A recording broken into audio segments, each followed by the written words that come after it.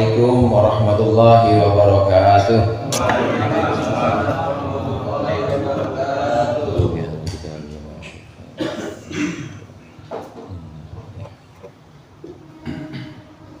Al-Fatihah. Bismillahirrahmanirrahim. Alhamdulillahirabbil alamin. Arrahmanirrahim. Maliki yaumiddin. Iyyaka na'budu wa iyyaka nasta'in. Ihdinas siratal mustaqim. Shiratal ladzina an'amta 'alaihim ghairil maghdubi 'alaihim waladdallin. Amin. Alhamdulillahilladzi ja'ala al-ilma arfa'a sifatil kamaliyah. Wassalatu wassalamu ala sayyidina Muhammadin dil awsafil kamilah wa ala alihi wa ashabil ladhina nalu ad-darajatil ulya bis-sabqi fi nusratil billah.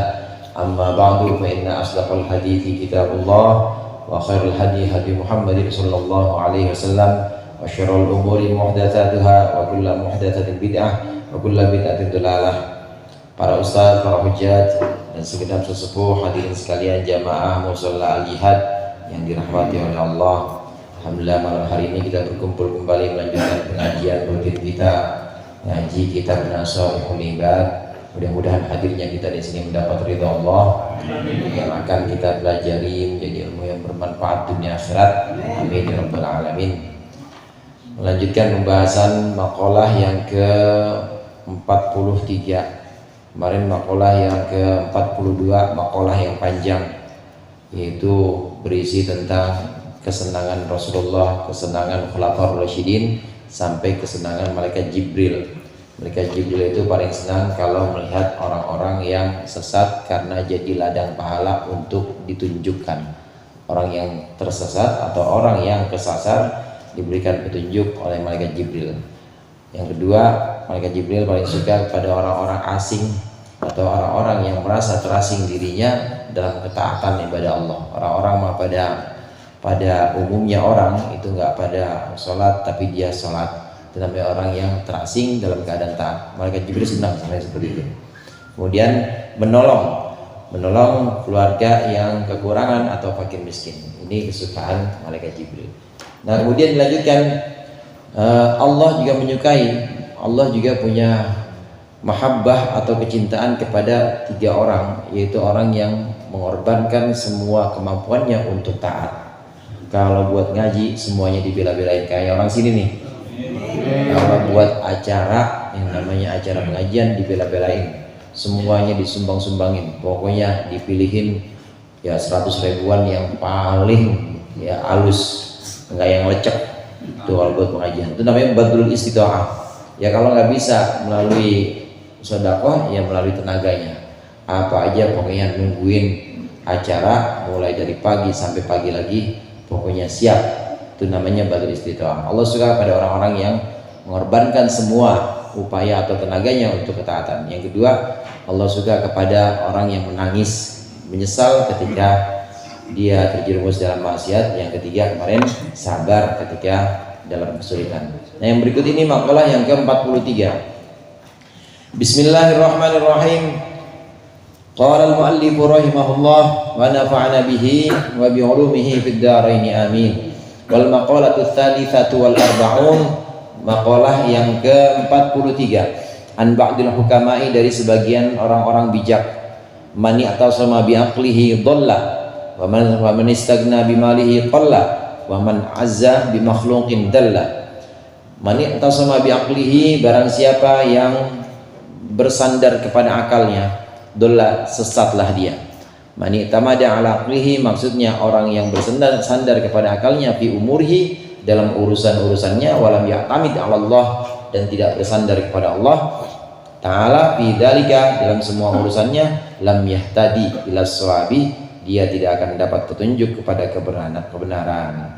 Pertama. Yang kedua, wa man istaghna bimalihi qalla, barang siapa yang merasa kaya bimalihi, dengan hartanya, qalla, maka sedikitlah dia. Ay maniktafa bimalihi, barang siapa yang menganggap cukup dengan hartanya, lam yakfihi dzalika, maka tidak akan mencukupi harta itu. Tidak akan mencukupinya dzalika, harta itu. Wa fil hadithi, dan dalam sebuah hadis Rasulullah menyebutkan, man istaghna billahi agnahu, barang siapa yang merasa cukup atau merasa kaya merasa kaya atau cukup billahi dengan Allah saja, agnahu, maka Allah akan mencukupinya atau akan membuatnya kaya.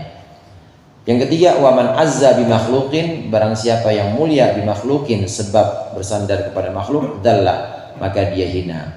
Ai waman kanat quwwatuhu bi makhluqin, barang siapa yang kekuatannya itu bi makhluqin sebab makhluk, soro dalilan, maka jadilah dia orang yang hina. Tiga nasihat di sini. Tiga nasihat di sini semuanya berisi tentang larangan bersandar kepada selain Allah. Nggak boleh kita bersandar kepada selain Allah, bergantung kepada selain Allah. Apa selain Allah? Bergantung kepada selain Allah banyak. Bergantung kepada gantungan baju, nggak boleh.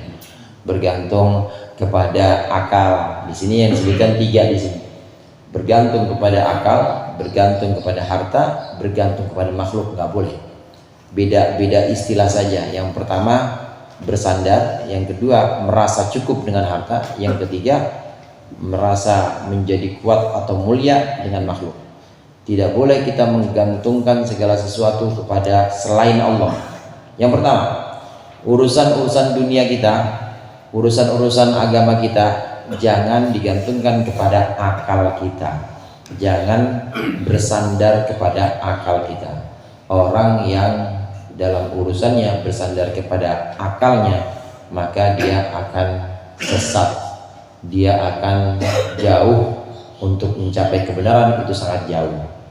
Hadirin sekalian, akal ini karunia Allah. Dalam beberapa bagian kehidupan ini memang perlu juga akal. Urusan-urusan dunia ada yang dengan akal. Contohnya 1 tambah 1 berapa saudara? 2, berarti 1000 tambah 1000 1000 tambah 1000 2000, 1 juta tambah 2 juta, 1 juta tambah 1 juta 2 juta. Jadi kalau belanja ya, duitnya 2 juta, yang dibelanja 1.500.000, berarti kembalinya berapa? 500 apa? 500.000. Itu kan akal semua tuh. Akal tetap diperlukan dalam tahap-tahap tertentu, akal tetap dibutuhkan. Tapi jangan jadikan akal sebagai satu-satunya sandaran. Jangan jadikan akal sebagai satu-satunya pedoman kita. Ada bagian-bagian di dunia ini yang tidak bisa kita rasionalisasikan dengan akal, yang tidak bisa kita cari sebabnya dengan akal itu ada. Perintah-perintah Allah juga demikian, saudara. Perintah-perintah Allah atau dalam tanda atau dalam istilah agama Allah itu ada yang bisa dinalar dengan akal, ada juga yang nggak bisa. Perintah Allah atau agama Allah lah gampangannya, itu dibagi menjadi 2. Ada yang sifatnya itu perkataan, ada yang sifatnya itu perbuatan. Ada yang perintahnya itu berupa perintah qauli, perintah perkataan, ada yang perintahnya berupa perintah fi'li, perintah perbuatan. Dari perintah yang bentuknya perkataan aja ini ada yang bisa kita nalar, ada yang enggak. Perkataan Allah yang paling terkenal kan Al-Quran, itu kalamullah, itu ada yang bisa kita pahami. Saya yakin bahwa Bapak tahu artinya Bismillahirrahmanirrahim. Apa artinya Pak? Dengan menyebut nama Allah. Maksudnya kalau kita minum Bismillahirrahmanirrahim, dengan menyebut nama Allah saya minum air ini. Ngaji juga dengan menyebut Allah, saya membaca kitab Nasuhul Ibad. Dengan menyebut nama Allah saya masuk ke mushola. Dengan menyebut nama Allah atau dengan bersama Allah saya makan, dan seterusnya. Ini kata-kata Bismillahirrahmanirrahim, perkataan Allah atau kalamullah, bisa dinalar karena ada artinya. Kan kita paham semuanya.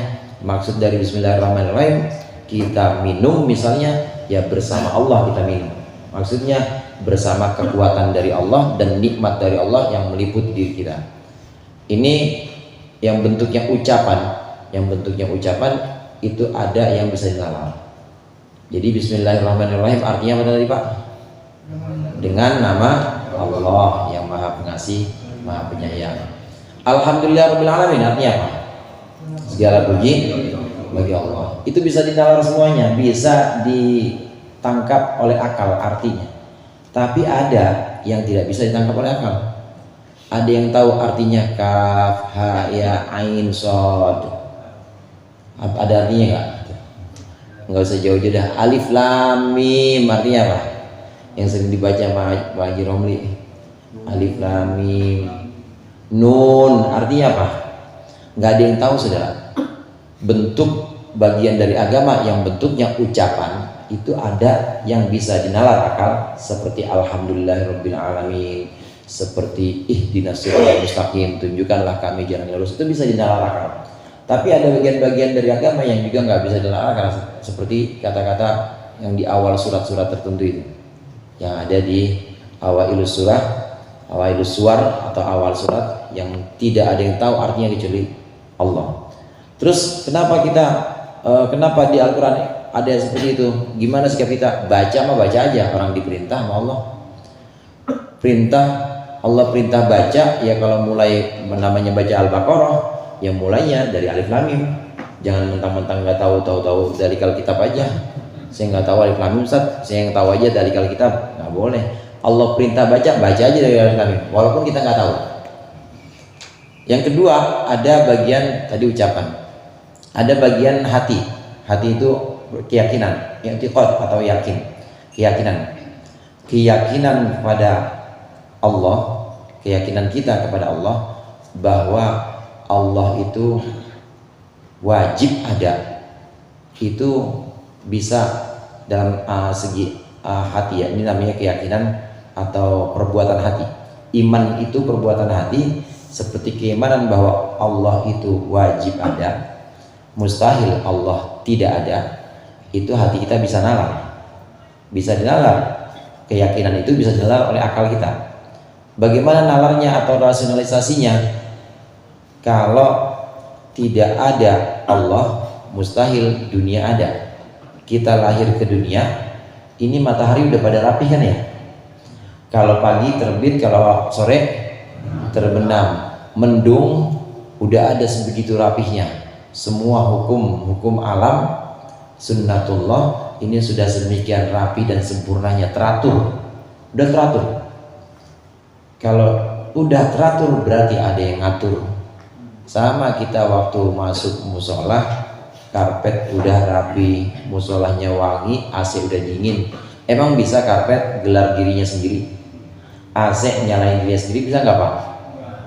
Terus ini ruangan ngarumin diri sendiri bisa nggak? Nggak bisa. Pasti ada yang nyiapin atau ada yang melaksanakan. Akal kita bisa nalar. Kenapa kita wajib iman bahwa Tuhan itu ada?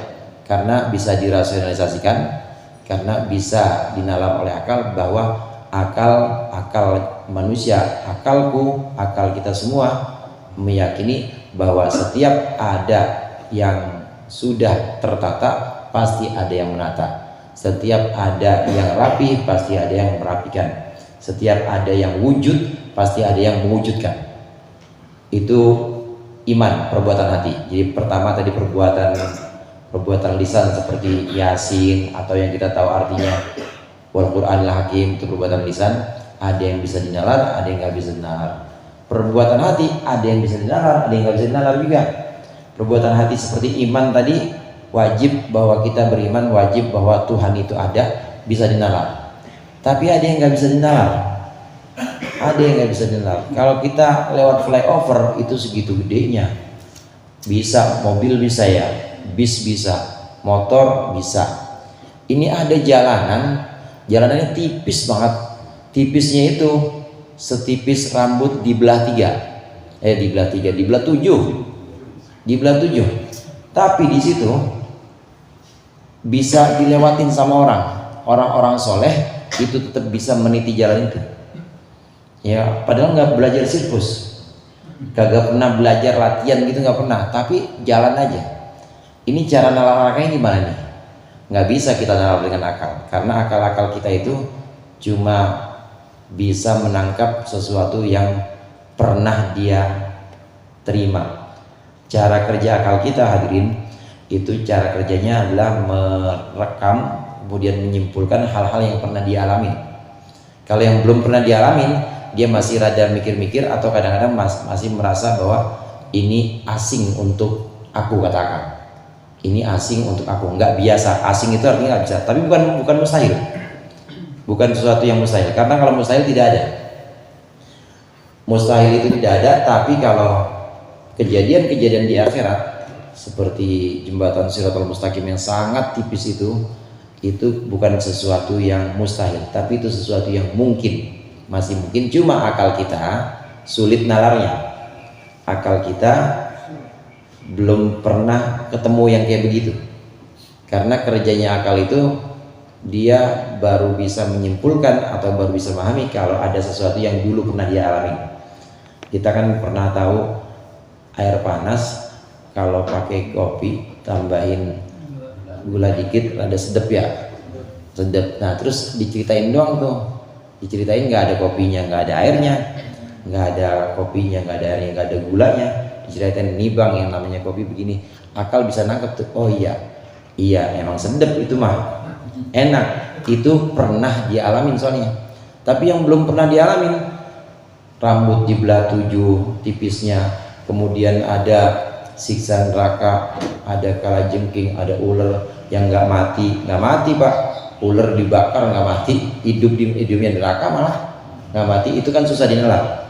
Nah untuk keimanan atau ibadah-ibadah hati yang seperti ini ada yang bentuknya kita nggak bisa nalar akal kita.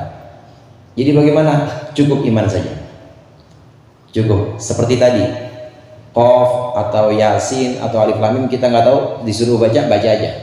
Begitu juga ada kejadian-kejadian yang asing atau luar biasa di akhirat, kita disuruh iman aja.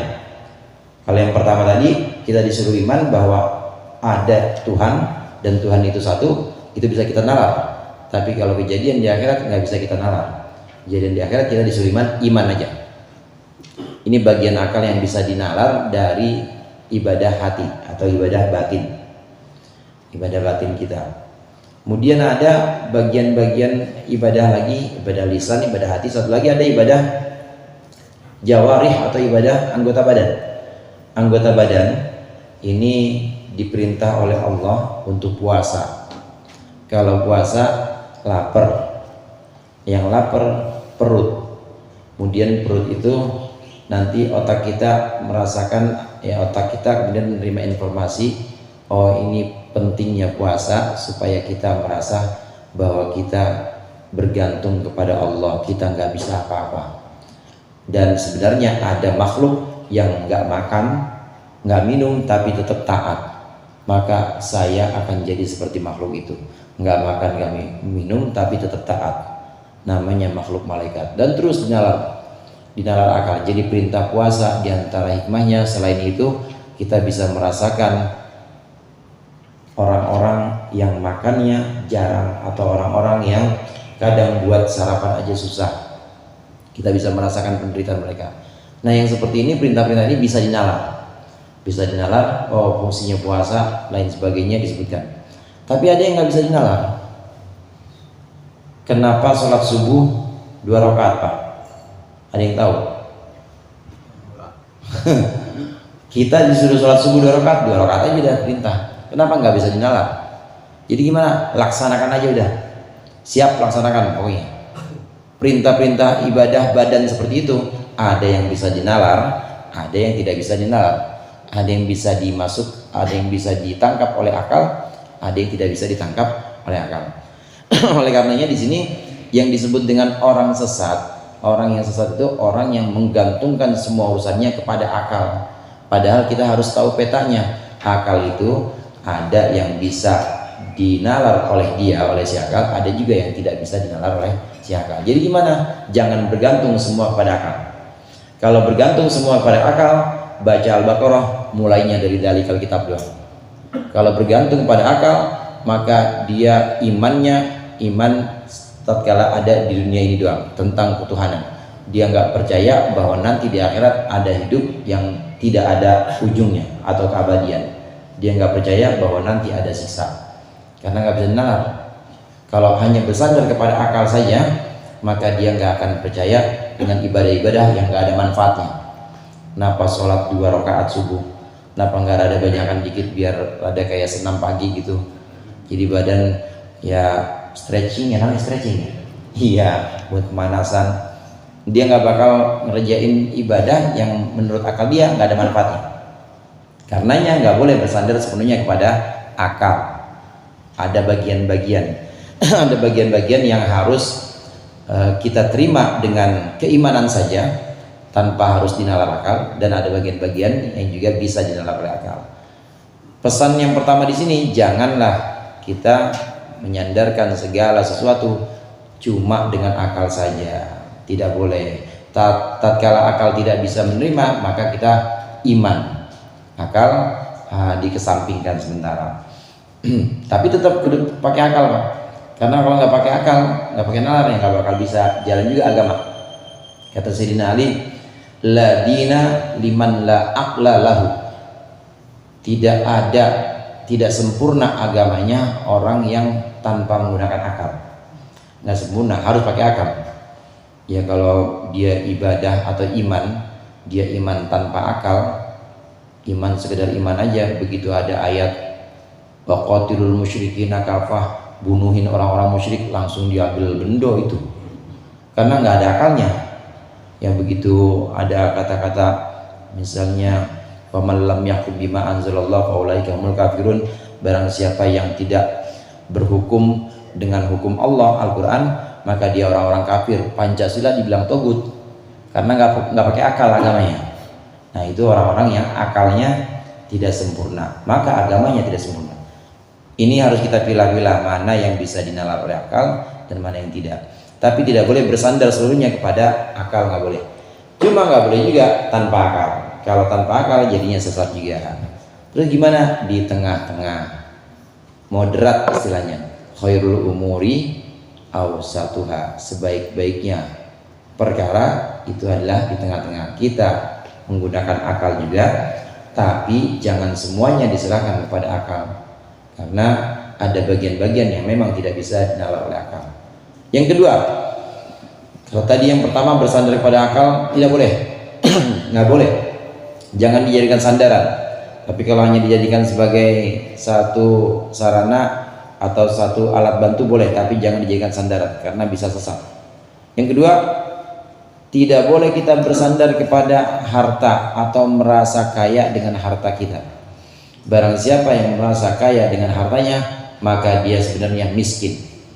Maka dia sebenarnya orang yang belum cukup.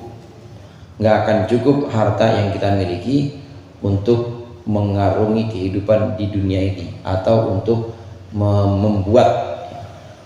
membuat semua keinginan-keinginan kita itu terwujud. Orang bersandar kepada hartanya misalnya. Saya mah kaya misalnya.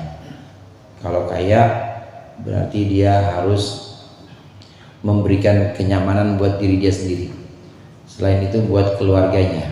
Selain itu juga berbuat kepada tetangganya.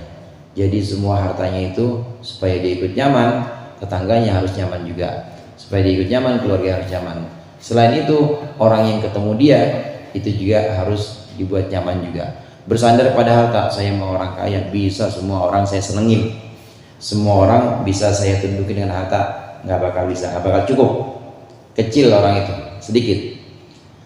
Kata Rasulullah, engkau tidak akan memuaskan manusia, atau engkau tidak akan membuat manusia itu ridho denganmu dengan harta-hartamu, tapi engkau bisa membuat manusia ridho dengan akhlakmu. Jadi harta tidak bisa dijadikan sebagai sandaran. Kalau bersandar kepada harta, maka nanti ini yang berikutnya, kalau bersandar kepada harta, maka nanti di alam barzakh malaikat mungkar nakir nggak kenal ATM. Malaikat mungkar nakir juga nggak tahu rekening, nggak mau tahu mau lu rekeningnya berapa kek. Kalau waktunya buka nggak bisa jawab mah ya diganden beneran, dipukul beneran. Nggak ada yang bisa menolong nanti di harta di sana. Harta yang dia punya dijadikan sebagai sandaran, nanti nggak akan bisa menolong kita. Dan memang demikian saudara. Sayyidina Ali mengatakan pernah pada satu waktu Sayyidina Ali dengan Siti Fatimah, dengan istri beliau, istri Fatimah binti Rasulullah. Jadi Sayyidina Ali itu mantunya Rasulullah, tapi sekaligus sepupu, karena Ali bin Abi Thalib, Nabi Muhammad bin Abdullah. Abdullah sama Abu Thalib itu saudara. Dua-duanya Abdullah bin Abdul Muthalib, Abu Thalib juga bin Abdul Muthalib juga. Jadi sepupu. Nah setelah itu dinikahkan dengan Siti Fatimah jadi mantu. Pernah satu hari Siti Fatimah ini bersedekah dengan harta. Kemudian ya misalnya hartanya itu 10, kemudian sisa berapa Fatimah? Yang masih ada berapa? Disedekahin sama Siti Fatimah 6. Yang masih ada berapa Fatimah? Yang masih ada berarti berapa? 4. Kata Sayyidina Ali, sesungguhnya yang masih ada 6. Yang 4 itu bakal habis, karena 4 dipakai buat makan. Tapi yang 6 itu sifatnya kekal di sisi Allah, karena dipakai untuk sedekah. Kalau kita mau kita jadikan harta kita sebagai sandaran, harta yang abadi, yang kekal, itu harta yang kita infakkan. Kalau yang ada di kantong kita, yang ada di ATM, itu mah bakal habis, nggak akan bisa mencukupi. Nanti di perjalanan akhirat, di alam barzah misalnya, itu tidak akan bisa mencukupi pertanyaan-pertanyaan kubur.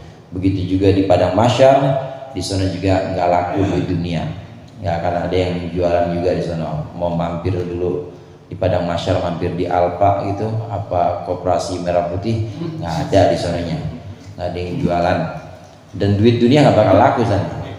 Jadi bersandar pada harta putus. Orang yang bersandar pada harta nanti setelah kematian nggak bakal bisa dipakai lagi tuh hartanya.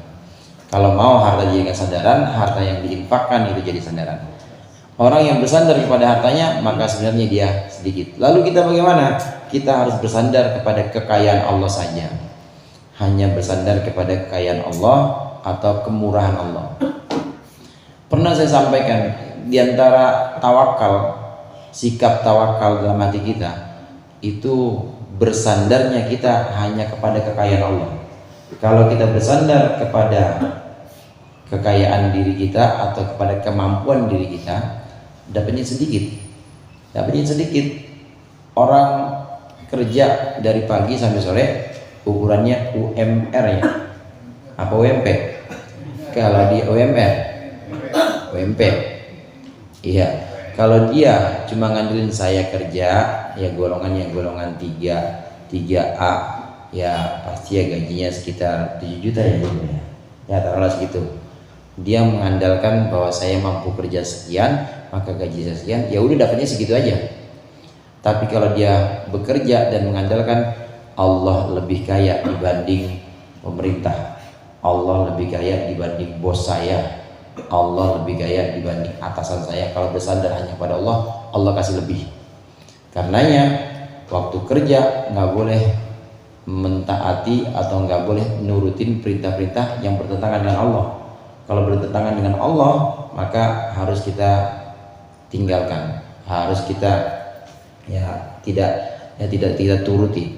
Karena yang kaya, yang paling kaya dan yang harus kita jadikan sandaran itu hanya Allah.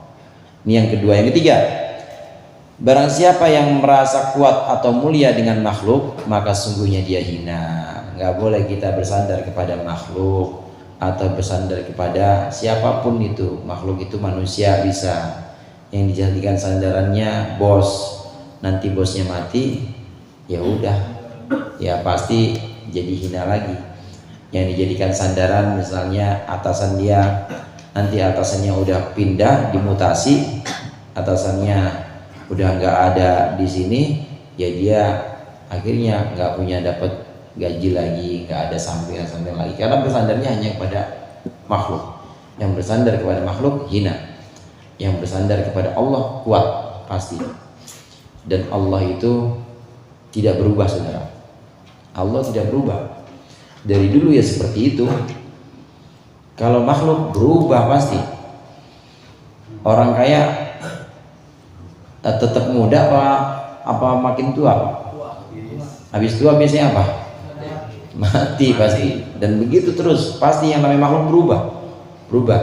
Ya taruhlah dia awet muda, apa awet tua, kagak mati-mati misalnya.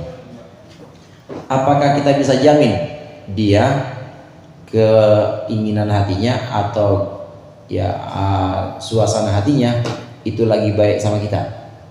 Kan kita nggak bisa jamin. Mungkin hari ini dia bisa baik, mungkin besok habis diomelin sama bininya yang nggak dibagi kita, karena suasana hatinya lagi jelek. Itu bersandar kepada makhluk. Orang yang bersandar kepada makhluk pokoknya lemah, pasti lemah, karena makhluk berubah. Ya berubah menuju kerusakan seperti tua dan mati tadi, atau berubah suasana hatinya.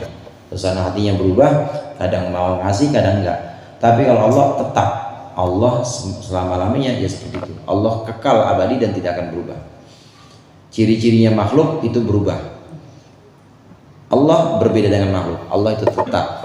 Kalau kita hanya bersandar kepada Allah saja, maka seluruh ibadah kita ini tidak akan bergeser atau tidak akan berubah dengan cobaan apapun. Allah kasih cobaan, tetap kita rajin. Allah kasih nikmat, tetap kita nggak berubah, tetap kita rajin juga, karena memang kita bersandar kepada Allah yang tidak berubah. Wal maqalatur rabi'atu wal arba'un, maqalah yang ke-44, an ba'dil hukama, dari sebagian orang-orang bijak, wa hum alladzina yakuna qauluhum wa fi'luhum muwafiqan lis-sunnah. Orang bijak itu adalah orang yang ucapannya dan perbuatannya sama dengan sunnah Nabi Muhammad SAW. Kata orang bijak, thamratul ma'rifati, buah dari ma'rifat, ay idraki sifatillah, yaitu mengenal sifat-sifat Allah Ta'ala. Buah dari ma'rifat salatun, ada 3. Yang pertama khisalin, salatu khisalin, ada 3. Yang pertama tiga sifat. Yang pertama al-haya'u minallah, malu karena Allah, malu kepada Allah Ta'ala. Ay inqibadul qalbi, maksudnya mengecilnya hati, an ma'asillahi, kecilnya hati sebab maksiat atau mendurhakai Allah Ta'ala. Yang kedua wal hubbu fillah, dan cinta karena Allah. Ayyur rubbatu fima indallah, maksudnya cinta terhadap sesuatu yang tetap ada di sisi Allah. Minat thawabi wa usuli wa ridhahu, yaitu ganjaran dan hasilnya ridha Allah. Yang ketiga wal unsu billah, yang ketiga yaitu nyaman bersama Allah. Wa huwa sahbu billah, yaitu tenangnya hati billahi kepada Allah Ta'ala. Fa kullu musta'nisin sholihun, setiap orang yang nyaman itu sholihun, adalah orang soleh. Wa huwa atharu musyahadati jamali hadratillah, unsubillah atau kenyamanan bersama Allah ini adalah athar atau efek dari menyaksikan keindahan hadirat Allah Ta'ala fil qalbi, dalam hati. Ma'rifat, mungkin bapak-bapak sekalian pernah dengar ma'rifat ya. Ma'rifat itu satu pengetahuan, satu makom yang mungkin seseorang bisa dapatkan.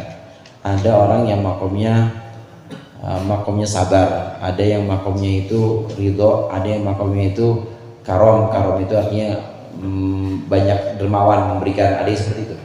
Ada yang makomnya ma'rifat itu mengenal sifat-sifat Allah. Ma'rifat bukan tahu pikiran orang. Saya tahu Bang Jajam lagi mikirin jengkol kayaknya, bukan itu ma'rifat.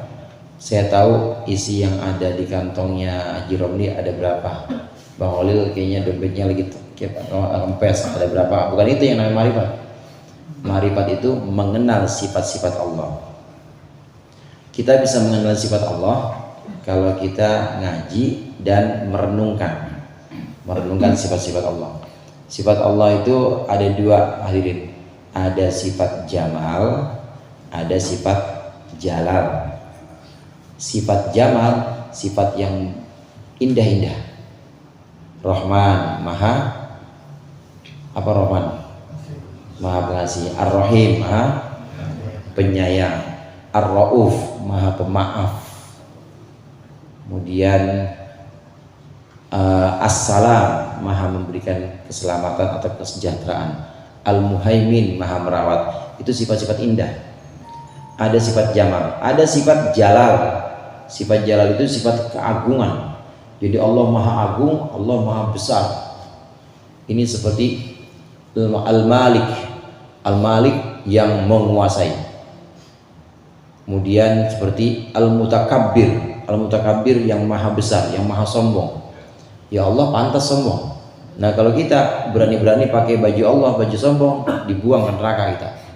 Jangan sekali-kali pakai baju sombong Allah. Allah memang al-mutakabbir. Allah al-dzul jalali wal ikram. Allah dzul jalali yang memiliki keagungan. Al-muntaqim yang maha membalas. Itu namanya sifat jalal.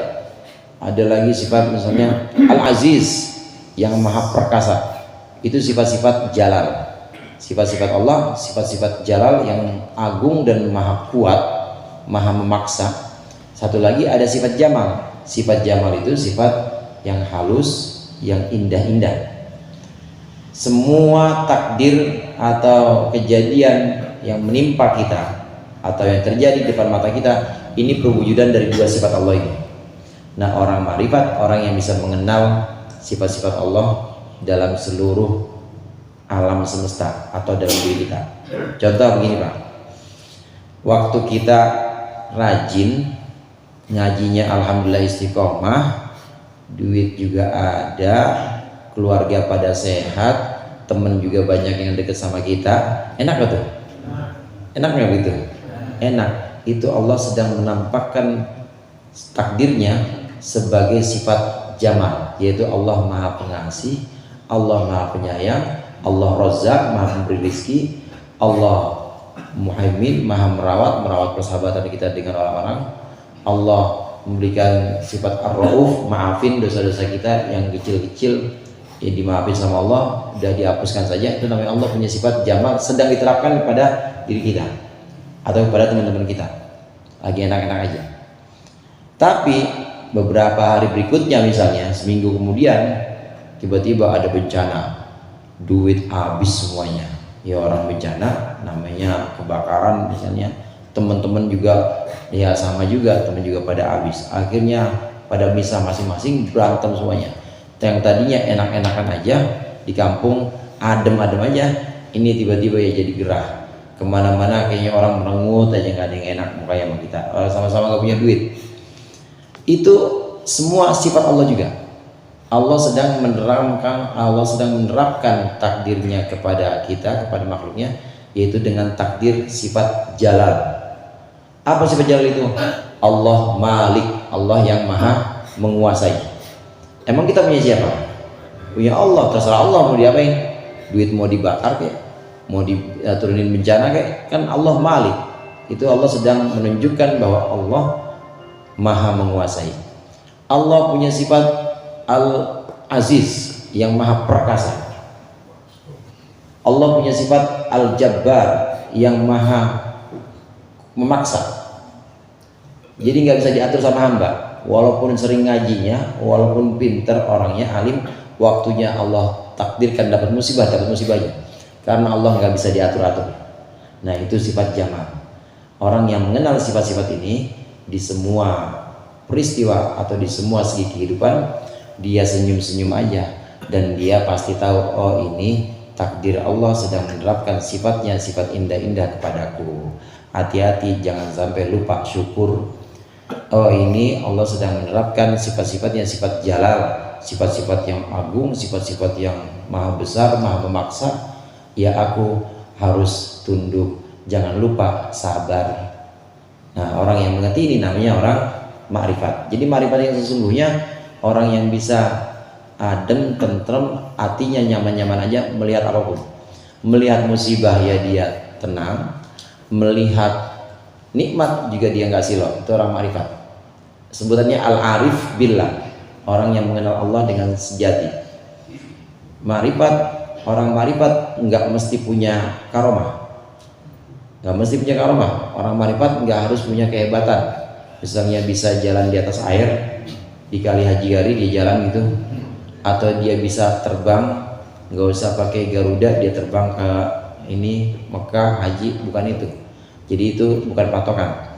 Orang ma'rifat itu orang yang bisa mengenal Allah dengan hatinya. Dia melihat di seluruh semesta atau kejadian ini, dia melihat di situ ada Allah. Allah sedang menerapkan sifatnya, atau Allah sedang bersifat dengan sifat jalalkah atau dengan sifat jamal.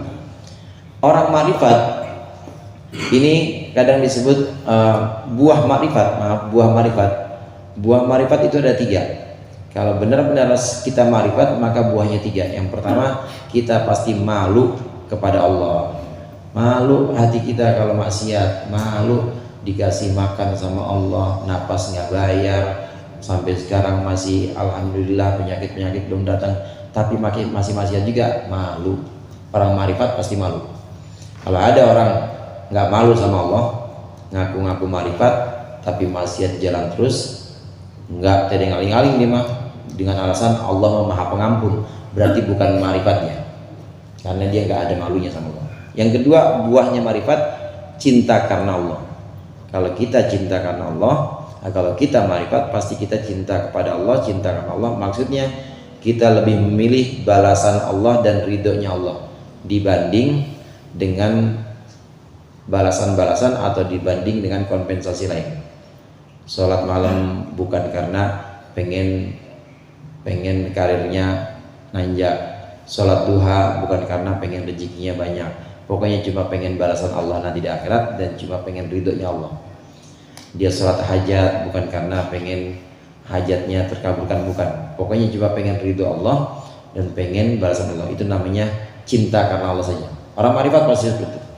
Orang marifat nggak pernah minta kompensasi atau balasannya apa kalau saya bisa sholat, kalau saya tahajud, kalau saya baca surat Waqiah, nggak pernah nanya itu. Orang yang marifat itu selalu lillah semuanya.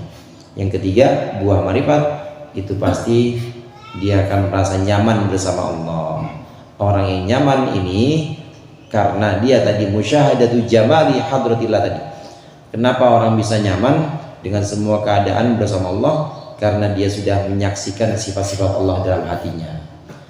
Kayak kita lagi kumpul di sini, kan hatinya beda-beda. Ada yang hatinya lagi senang, ada yang hatinya lagi ya susah. Ingat aja bahwa takdir apapun yang sedang ada pada diri kita, di situ ada Allah dan Allah sedang menerapkan sifatnya. Mungkin sifat jalal yang besar-besar, mungkin sifat jamal yang indah-indah. Wal maqalatul khamisatul arba'un wallahu a'lam bishawab. Mudah-mudahan bermanfaat, lebih kurangnya mohon maaf. Wallahul muwaffiq ila aqwamit thoriq. Wassalamualaikum warahmatullahi wabarakatuh. Waalaikumsalam.